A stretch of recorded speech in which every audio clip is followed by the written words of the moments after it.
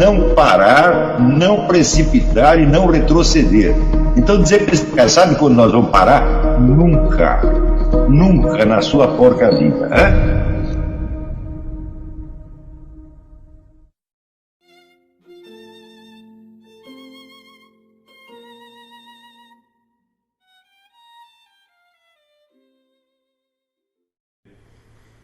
Estudando aquele negócio do Monte Verità, o Monte Verità condensou uma série de esperanças, expectativas e valores que eram muito importantes na cultura da época, sobretudo na Alemanha e na Áustria, né?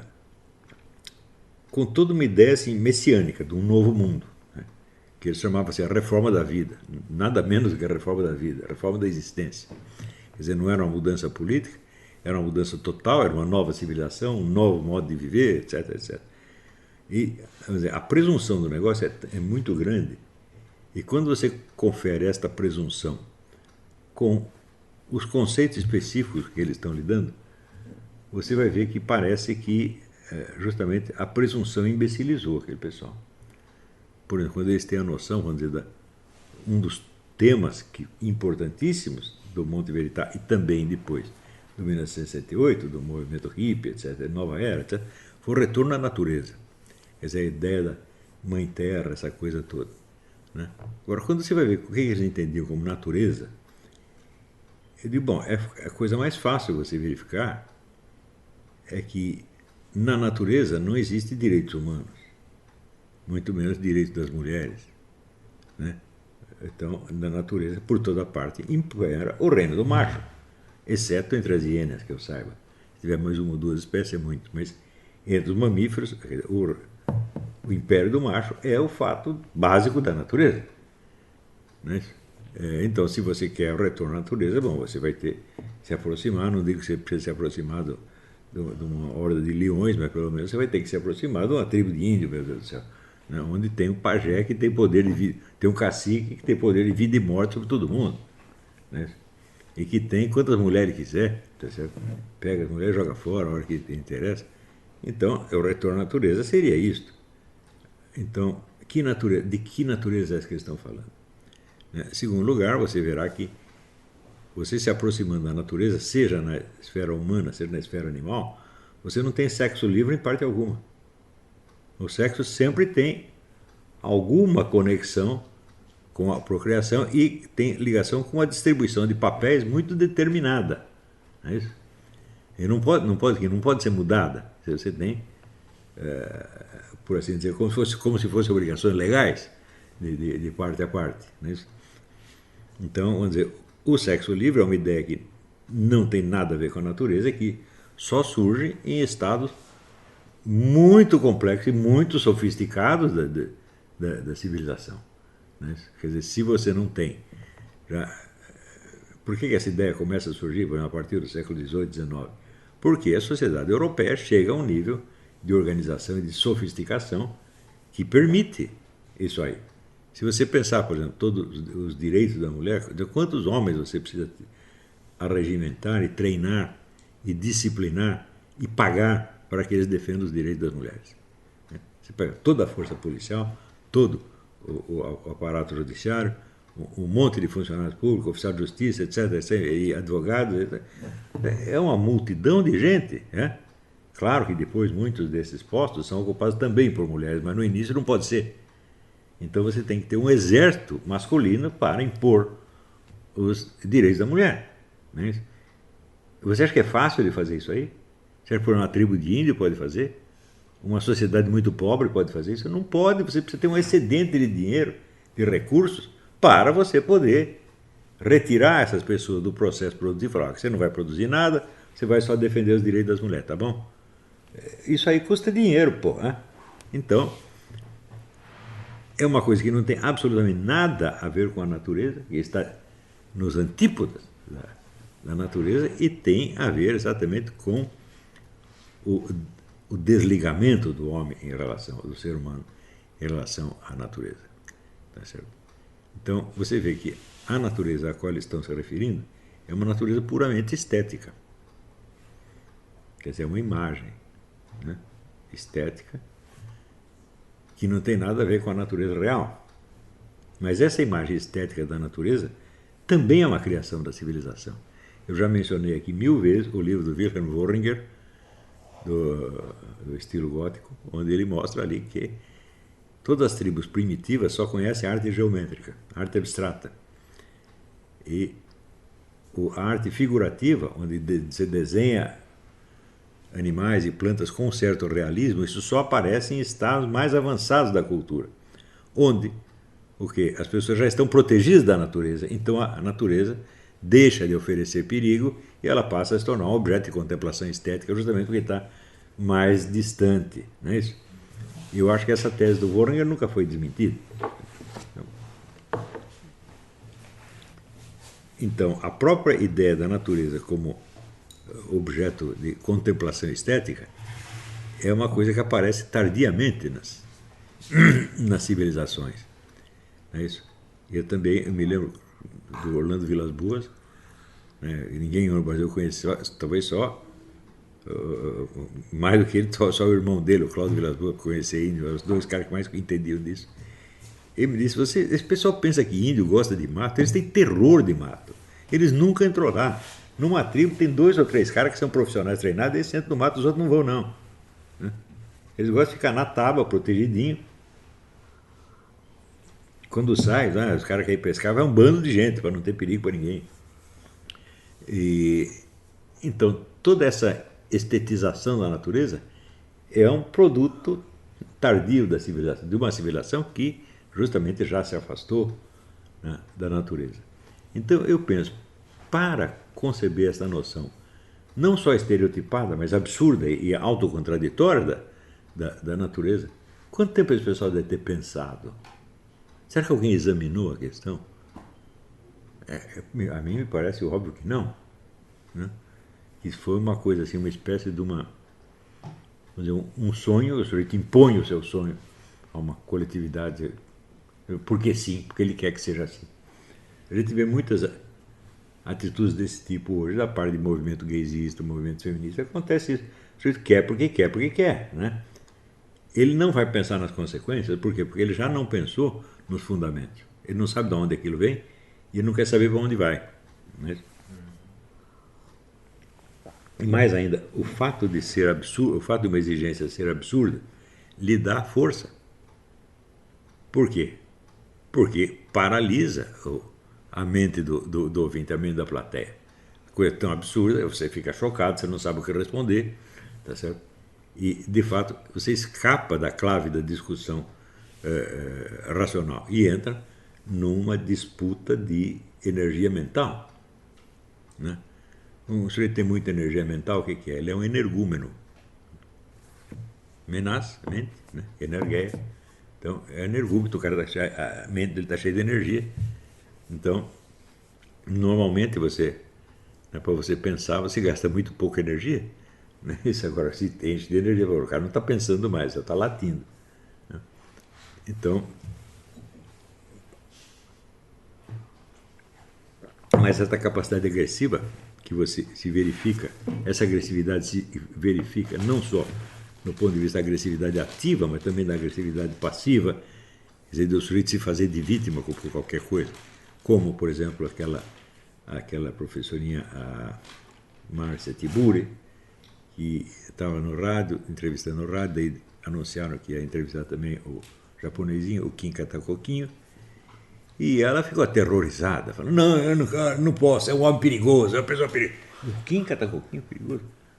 E, meu Deus do céu, Kim Katakokinho é incapaz de matar uma mosca, né? E é uma coisa a reação é desproporcional, mas evidentemente você vê que o radialista, o entrevistador, ficou meio passado, ele não sabia o que fazer. Claro que a única reação a uma coisa dessa é ou você chamar o pronto-socorro psiquiátrico, ou você dá uns tapas na pessoa para ver se ela acorda, né? Então, eu já tive a ocasião, um moleque, de curar histérico no tapa. Já aconteceu que depois a pessoa até me agradeceu. Né? Já aconteceu. Na adolescência eu já tive essa. Falei, não, esse cara está muito doido, aí não adianta conversar, precisa dar uns tapas, né, para ver se acorda. Né? Mas é claro que pode agravar também. Se você reagir com violência, a pessoa pode ficar pior ainda, né?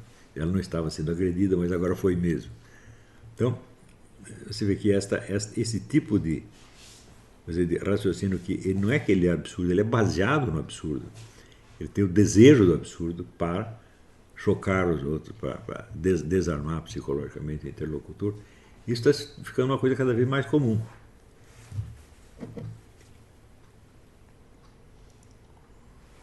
E isso é usado durante um tempo como um instrumento de manipulação ou do adversário ou do público em geral. Mas depois de um certo tempo, isso é incorporado no agente e se transforma no seu modo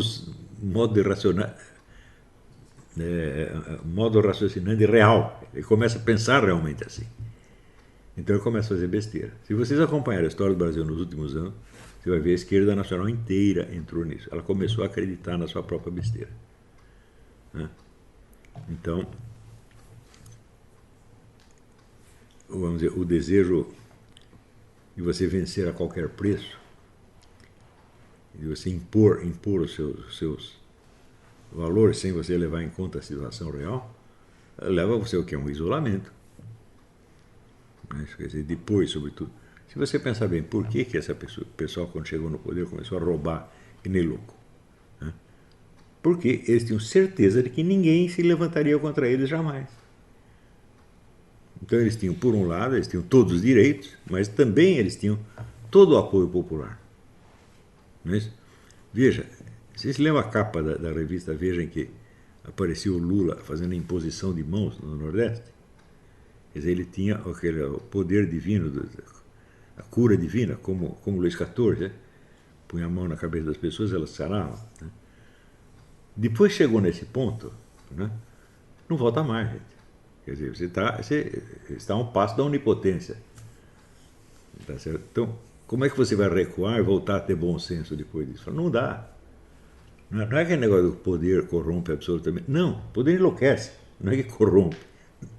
Corromper não é o problema, porque o nego pode ser malandro e permanecer no poder até o fim. Né? Esse tipo Stalin, né? Agora, se enlouquece, daí cai, pô, né? Não tem que acreditar, naqueles que os deuses querem destruir, primeiro eles enlouquecem. Você vê, por exemplo, o pessoal fica com toda essa agenda gaysista, feminista, etc, etc, e achar que vai ter apoio popular com isso, fala, você está muito maluco. Você acha que a população trabalhadora inteira está muito preocupada com isso aí? Né? Não é possível. Né? Preocupado com o quê? Com o shampoo de maçã verde lá do padre, né? A vaselina de jaca mole do outro, sei lá. Não é possível que ele achar que um povo trabalhador vai se preocupar com essas coisas. Vai querer lutar por isso e perder alguma coisa e pagar por isso. Então, é claro que ficaram idiotas. Né? Eu também assinalei, já no próprio filme, Jardim das Aflições, eu falei disso, do conflito entre o diagnóstico que a esquerda fazia da situação brasileira e a estratégia que ela adotou para mudar essa situação. Quer dizer, o diagnóstico era do Raimundo Fauro, né, e a estratégia do Antônio Gramsci. Não dá para juntar essas duas coisas. Você vai se ferrar. Se o PT tivesse me ouvido naquela época, eu não teria se dado tão mal. Mas o Brasil tem isso. Você avisa, explica. As coisas levam um tempo extraordinário. Né? E hoje o pessoal está gritando na intervenção militar.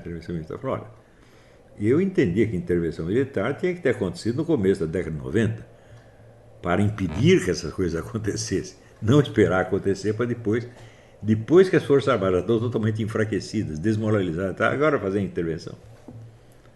Né? Quer dizer, você ter o senso do timing tá? É o mínimo que se exige de alguém que tem algum poder de comando, mas as pessoas não é que elas não têm o senso do timing, elas não têm mais bom senso.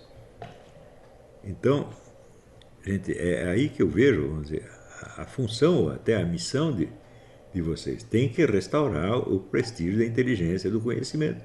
Senão vai ficar todo mundo maluco mesmo.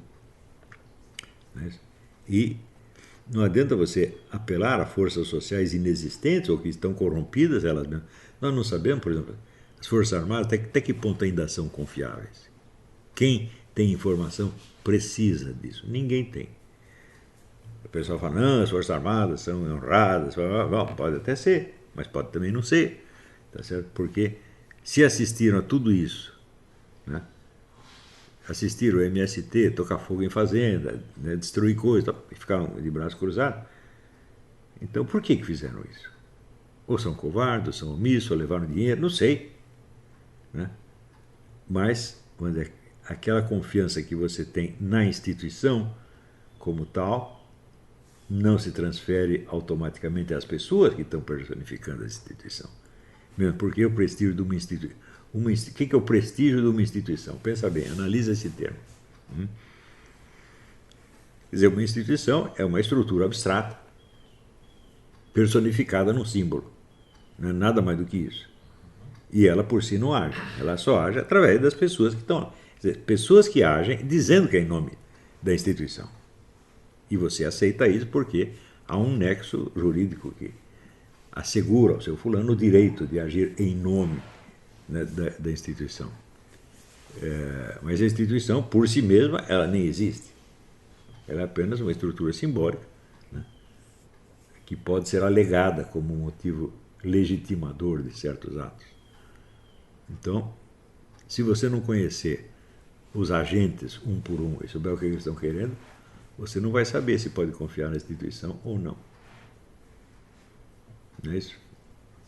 A confiança que você tem num agente coletivo depende do conhecimento que você tem do que eles vão fazer.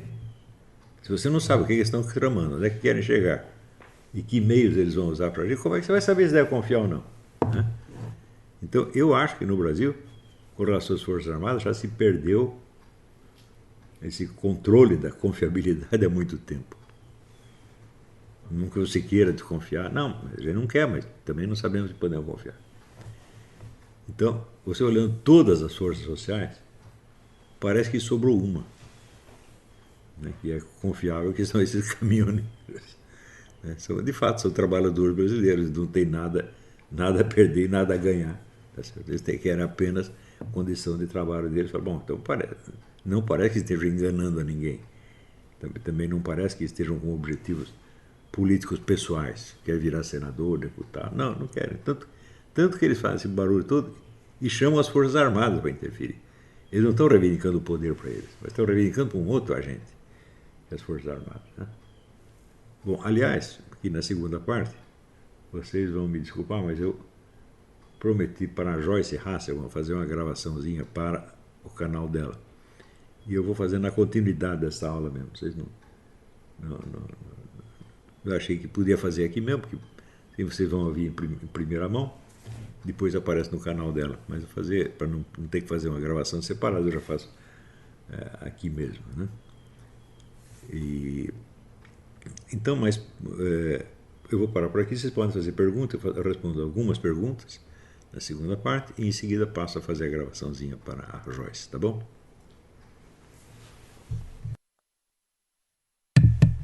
Então vamos lá, desculpe a demora aqui, mas tivemos um problema com a impressão. A impressão ficou tão ruim que eu não consigo ler, eu vou pedir para a Leila ler para mim as perguntas. Pergunta de Danilo Fernandes. Quando o senhor citou o caso da arte geométrica dos índios e a inversão psicológica que fez Chuon ao expor a versão das categorias, lembrei da primeira aula do curso de Metafísica, a Estrutura do Ser. Ali foi dito que Parmênides, Heráclito, Platão e Aristóteles nunca pretenderam sistematizar e fechar de maneira definitiva as conclusões a que iam chegando, e para fim, a figura do Eros platônico simboliza perfeitamente o que o senhor quis passar aos seus alunos tanto no COF quanto em outras aulas. Relacionando a aula de hoje com a do curso citado e também com o trauma da emergência da razão, há alguma prática que pode me dar para evitar esse problema? Última pergunta. Quando sairá o novo curso de História da Filosofia? Bom, muito bem. Isso é importantíssimo, porque não há como você falar de sistema platônico ou aristotélico. De fato, não existe isso. Né? Ali você tem não uma abordagem sistemática, no sentido que apareceria depois, né, já na modernidade, com Descartes e Spinoza, que são filósofos que eram construtores de sistemas, ou como aparece no idealismo alemão, com Hegel, Fichte, né? O próprio Schelling no começo.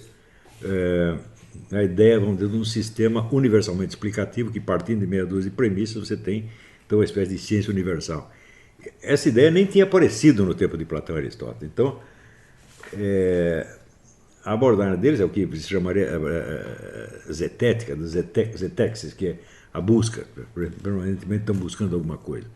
Você não pode esquecer que Aristóteles deixou um livro chamado Perguntas, que tem alguns milhares de perguntas sem resposta, quer dizer, uma espécie de programas de investigação por séculos pela frente. E Platão, quando vai se aproximando do ponto em que, teoricamente, ele deveria dar a solução dos problemas, o que ele faz é enunciar um mito.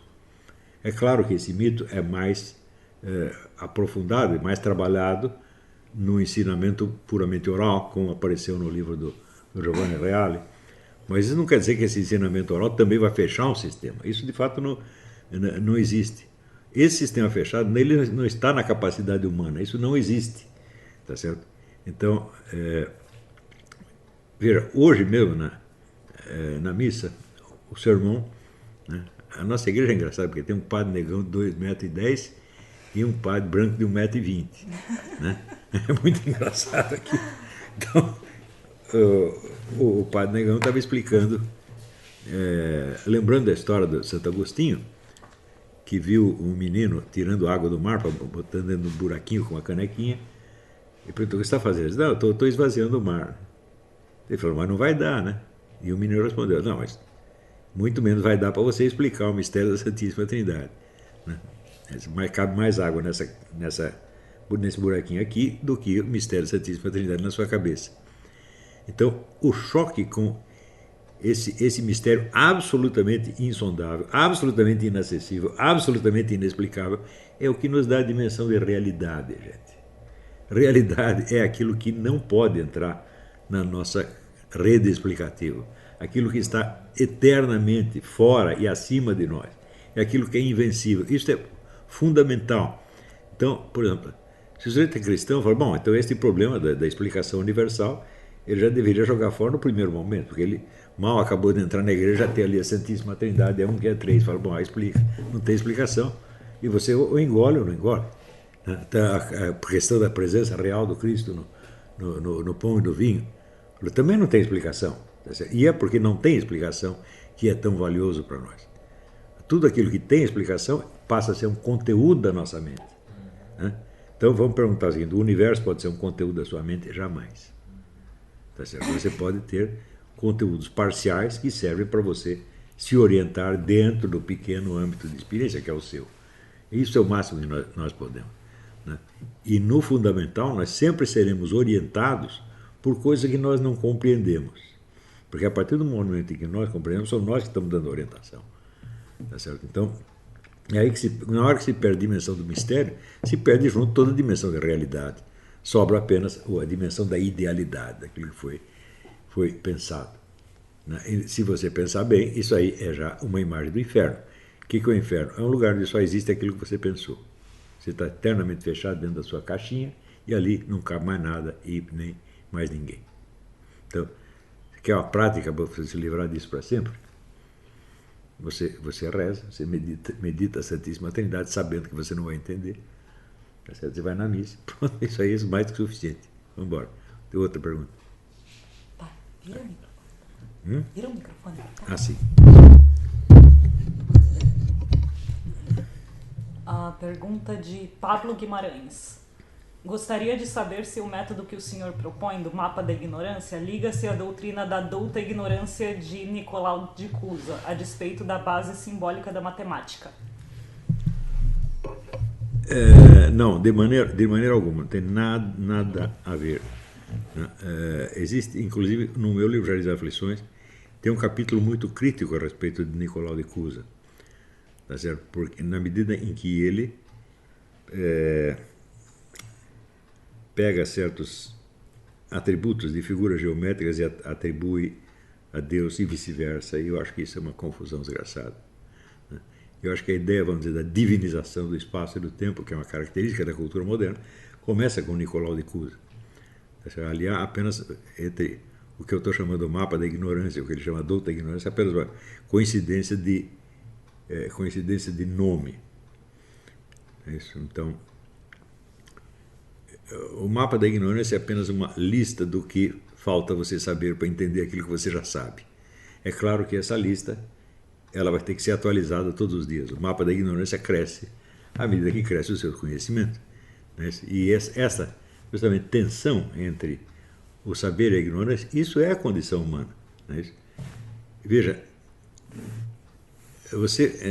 na vida você precisa saber lidar com o que você não conhece. Se você pensar bem, por exemplo, tem no jogo de xadrez, né, existem alguns milhares de jogadas possíveis. Né?